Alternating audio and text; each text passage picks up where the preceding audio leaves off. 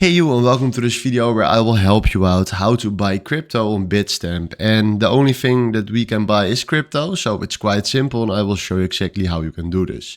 So first of all, create your account, verify your account and turn on the 2FA because otherwise you can't trade. And then right now we can click here on Pro because we changed from basic to Pro. Then after that we go here to trade. And then right now you will find here the markets. And if you want to buy crypto, you need money on your account. Right now I have $0 standing on this account. So I will show you exactly how to do this, but I can't do it. Because right now, if he wants to buy another cryptocurrency, so let's say Solana, now click on Solana.